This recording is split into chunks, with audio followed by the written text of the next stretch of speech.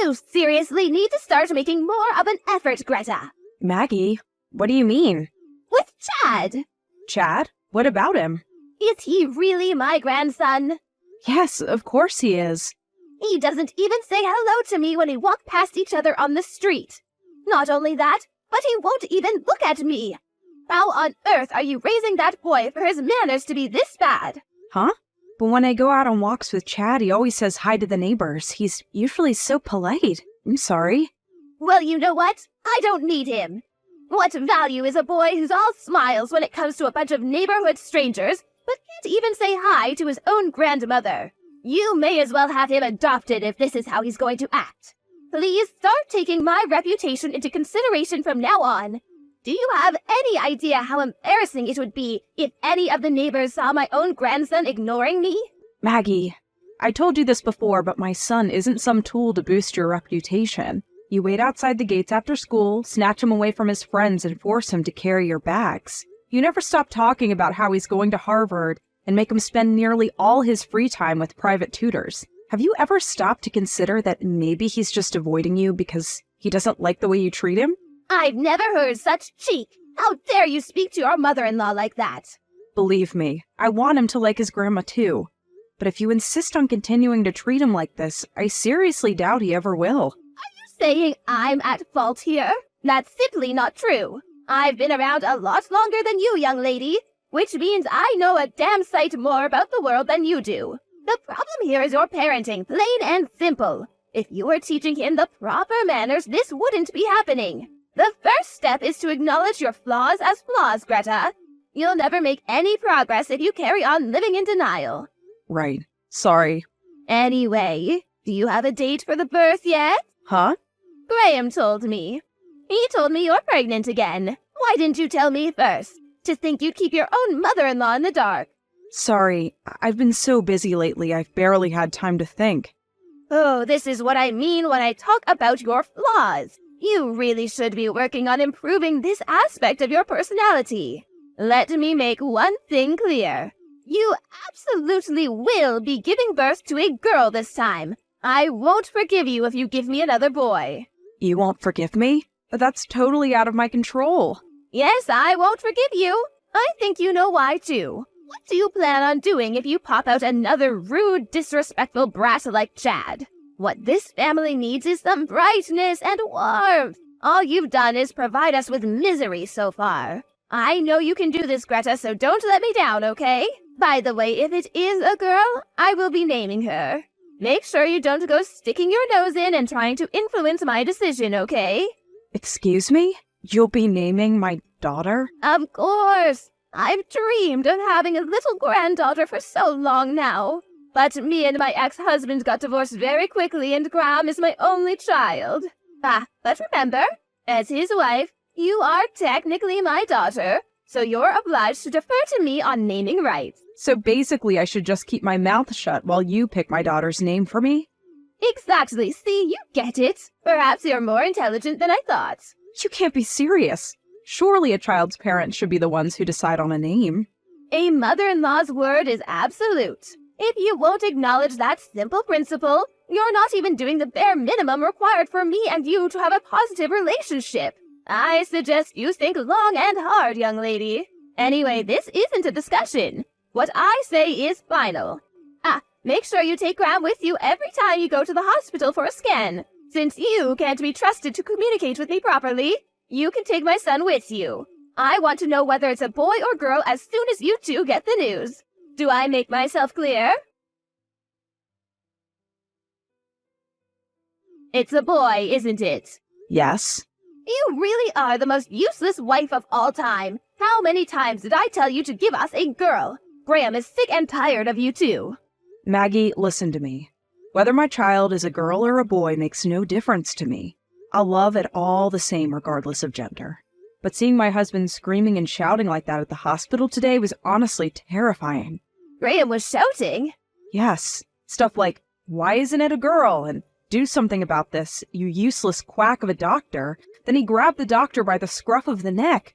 When he was done giving the staff what for, he turned on me, yelling in my face till he had nothing left to yell, then he just went home on his own. Why the hell is a child's gender so important in the first place? I don't know what to do anymore. Graham's supposed to be the one I can rely on the most in the world, but I feel like I barely recognize him anymore. Please, will you talk to him for me? Not a chance. Huh? Oh, what do you mean, huh? As far as I'm concerned, Graham did nothing wrong. We've been telling you we want to have a daughter since forever. And what did you go and do in spite of that? We also made it very clear to the doctor from day one. Not just that, but I've been phoning him every day ever since just to make sure he got the message. You did what? You phoned the hospital every single day? Of course I did. The incompetence astounds me. To think we went out of our way to make sure both of you had ample warning and still managed to fail in your duties. You should be ashamed of yourselves. He's a hack, and he deserves to have his license revoked. Isn't it only natural that someone so bad at their job should be yelled at? My son did nothing wrong. Hospitals are ultimately businesses after all. Why the hell do they exist in the first place if not to meet customers' needs? Wow, I'm in total disbelief here. The gender of the baby was nothing to do with the doctor. Do you really think he has any influence over that? Medical technology is very advanced these days. Advanced, I tell you. There must have been something he could have done. I advise you to stop giving unsolicited opinions on matters you don't understand. But wow, Greta, seriously, another boy? Oh, Lord, give me strength. At least tell me you're having him aborted. My God, what's wrong with you? I'd never do that. Fine, then we have no choice. You forced my hand. The boy will be having a sex change. Huh? Oh, you hear about it all the time. People who identify as females despite being born in male bodies. They have operations to turn them into girls so the exterior matches how they feel inside. Do it that he has the operation as soon as he's born. If money's a problem, I'll cover it, so don't worry about that. Well, what do you think? Greta, are you there? Are you reading my messages? Sorry, I had the sudden urge to throw up. Oh, come on, you're such a whiner. It's only a bit of morning sickness. You've done this before, surely you should be used to it by now. No, it wasn't morning sickness that made me feel like vomiting. It was you. You're absolutely disgusting. Excuse me? No one in their right mind would seriously think it's a good idea to make a newborn baby have a sex change operation. First of all, you're only saying that for your own selfish reasons. You literally have no regard for what he himself might want. It's genuinely sickening. Oh, get off your high horse, you stupid bimbo. I wish my son never met you. If you think you're going to get away with speaking to me like this, you've got another thing coming. I have some tricks up my sleeve, you know. You'd be a fool to underestimate me. Do whatever you want. I don't want to have anything to do with any of it. Greta, is everything okay? Hey, Mom, what do you mean? Did something happen? Your stuff's here. Huh? Did something happen?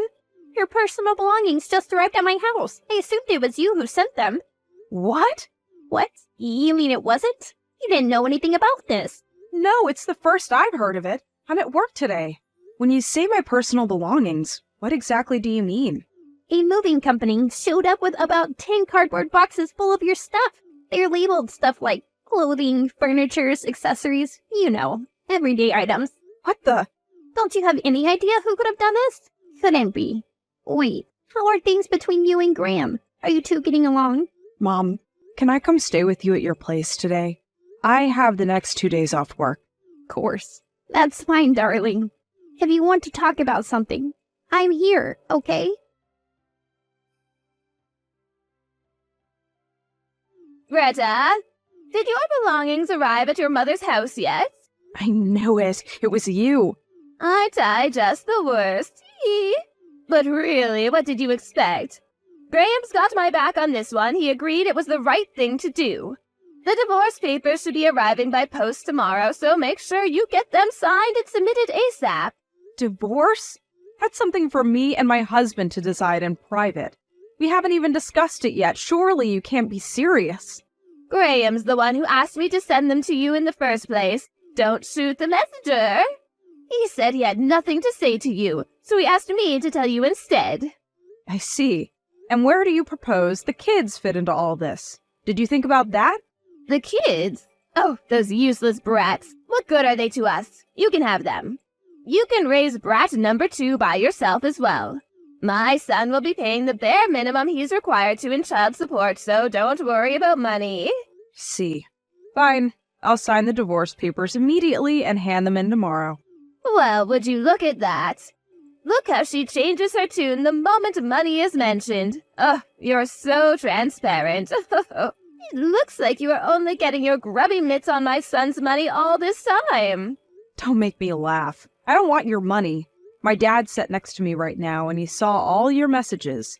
He told me to cut both of you out of my life immediately. And you know what? I think that's a great idea. So that's what I'm gonna do. He told me he'll be looking out for me financially from now on.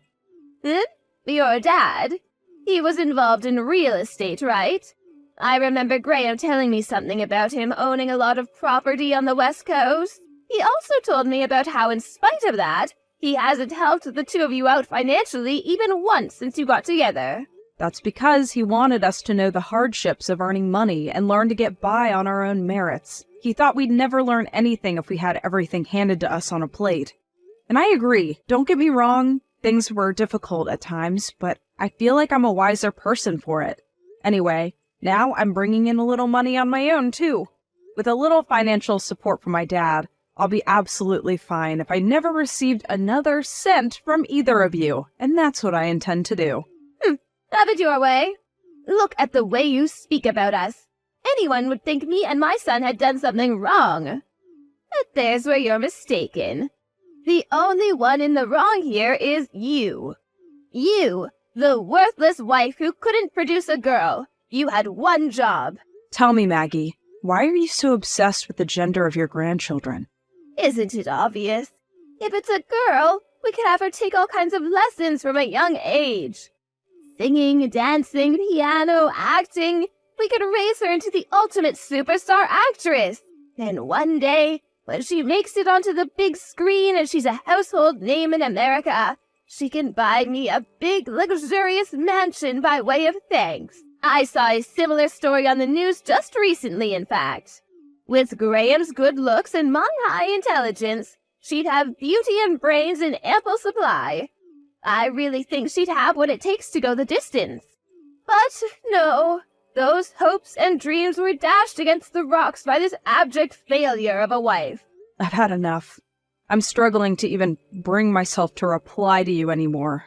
You're the most selfish person I've ever met. Whether parents or grandparents, everyone has a responsibility to show gratitude towards the people who raised them. Oh, and you've made your decision now, which means you better make sure you don't pester us for money after this. You had your chance and you blew it. I told you very clearly I don't want your money. With that out of the way, I think we're done here. Never contact me or my family ever again. I want nothing more to do with either of you. That's my line. How fortunate for me and Graham.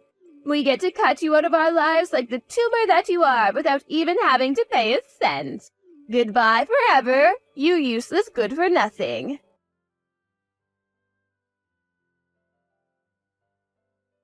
Edith, my, oh my, it's been a while. How have you been?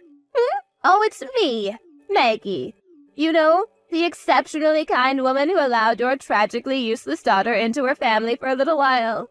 I see. My daughter told me you'd never be contacting me again, so I didn't know who it was. Well, you see, that was my intention, but changed. I messaged you because there's something I urgently need to talk to Greta about. I couldn't get through to her number, so I messaged you instead. Oh, I see. What is it then? Why do you want to talk to my daughter? Well, you see, here's the thing. Graham got married last year. Oh, he did? That's amazing news. Congratulations. No, it's not amazing news at all. Excuse me? His new wife is just awful. I've never met anyone with such a rotten personality. She seems hell-bent on making an enemy of me. On top of that, she's the one who wears the trousers in the relationship. She turned my poor Graham into her own personal worker drone slave. Even he can't make her see sense. I see. That's a real shame. But wait, that's not even the half of it. The most unbelievable thing is that apparently he can't even have kids. Oh, really? Well, there are all sorts of couples around these days. I suppose that's just the modern age for you. Oh, that's not the point. I wanted Graham to provide me with a little girl more than anything. Surely it's a wife's duty to meet her mother-in-law's expectations. Oh, good grief. Anyway, now you understand the awful situation we're in. I'll get to the matter at hand. You see, I was wondering if your lovely daughter Greta would get back with my son. Excuse me? Let's face it, I'm not the spring chicken I once was. I'll probably be in need of care within, 10 years? I'd have to be delusional to think there was any hope of his current bitch queen of a wife looking after me. So basically, Maggie, what you're saying here is that you want my daughter to get back with your son so she can change your diapers when you get old? Oh, why do you have to put it like that? Anyway, that's not the only reason. Look, if you get her to come back, me and Graham will accept both of their boys back into the family, and they can finally be raised by their mom and dad together. We're even willing to overlook the unfortunate fact of their genders. How does that sound? I don't even need to bother my daughter with this nonsense. The answer is obviously a big fat no. What? Besides, you just told me he's married. What about his current wife? Well, naturally, I'll be having him divorce her. A woman like that is simply not suitable to be part of our family. Lucky girl. I wouldn't wish the misfortune of being part of your family on my worst enemy. What's that supposed to mean? But really, if anything, you're the ones who aren't suitable for my daughter. Greta won't be having anything to do with either of you again, just like she's already told you very clearly. So that's how you're going to act, is it? I see the apple didn't fall far from the tree. You're just as bad as her. Your manners are abominable. You're so arrogant. It's about time someone knocked you down a peg. Fine, have it your way. I'm never contacting you again. And don't think I'm bluffing this time, I mean it. Wow. Really? Thank you so much. Oh, what good is a wife who can only produce boys anyway? Good riddance. Oh yeah, one last thing before you go. It's about the baby. Her name's Angelica. WTF? Like Greta came up with it all by herself. You know, because that's what parents do. Isn't it just beautiful? Wait, what? Just wait, can you confirm something for me? Sure. You're talking about the baby that was born just after the divorce, aren't you? That was a boy, wasn't it? Nope. Girl. What? Oh no, don't tell me you didn't know. Obviously I didn't know. The doctor himself told me it was a boy. Ah, of course. So get this. It turns out the image on the ultrasound at her first checkup was blurry, which means the doctor got it wrong. He realized his mistake after the third scan. My beautiful granddaughter. She's the biggest bundle of joy you could ever lay eyes on. Chad and her grandpa absolutely dote on her. I don't believe it. That kind of thing actually happened? You're lying. You do realize I can find out whether what you're saying is true very easily, don't you? Just come clean. Let me just stop you there, sweetie. You are absolutely not, under any circumstances, welcome at our house. Okay? I could send you a photo to prove I'm not lying. But actually, you know what? Why do I even need to prove anything to you? You mean nothing to me or my daughter, and really you shouldn't even be speaking to me right now. I'd feel bad for little Angelica to have someone like you even seeing a photo of her, so I'm gonna pass on that one. Don't mess me around, Edith. Is she a girl or not? Yep. Anyways, if you'll excuse me, I have to go and pick the kids up from school. Wait! Huh? Edith, please. Excuse me? I'm being bullied by my new daughter-in-law on a daily basis. I've taken to the bottle. I barely eat or sleep. Please. My son's no use either. She's got him wrapped around her little finger. I think they may actually end up kicking me out of the house at this rate. Oh, no. So please, Edith, won't you and Greta welcome me into your family? You can't be serious.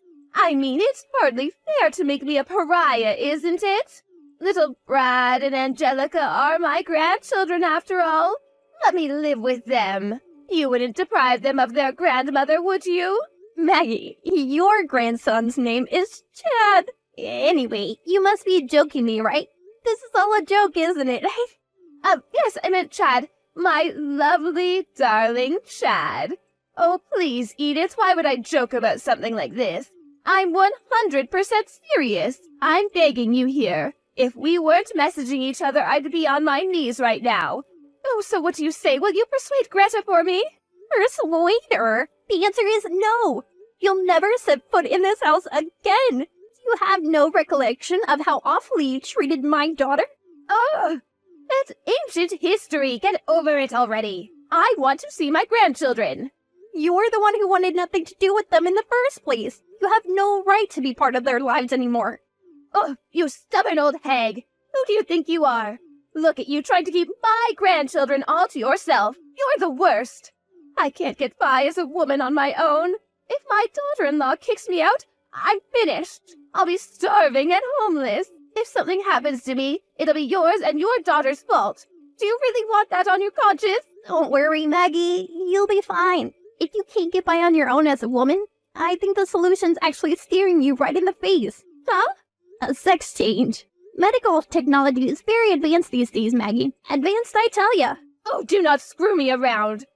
You better not block me. I'll never forgive you. Are you there? Edith! Later on, my ex-mother-in-law attempted a full frontal assault on our house. Although she didn't get in and eventually gave up and went home when we completely ignored her, we decided it simply wasn't safe for us to continue living there if it meant our whereabouts were being known by such an unhinged lunatic, which is why we decided to move house. This was 2 years ago, and we haven't had any problems since. According to my mom's sources, her worst fears came true. My ex-mother-in-law was indeed given her marching orders by her new daughter-in-law, the ruler of the roost. Word is that she's currently spending her days living alone in a cramped, moldy apartment with a severe cockroach infestation, eating away at her savings and crying herself to sleep. It looks like my ex-husband made a serious miscalculation in choosing a new wife. She's unemployed, doesn't help out with the housework, and her hobbies consist mostly of drinking, gambling, spending his money, and, wait for it, having affairs. To make matters worse for poor Graham, she's super domineering.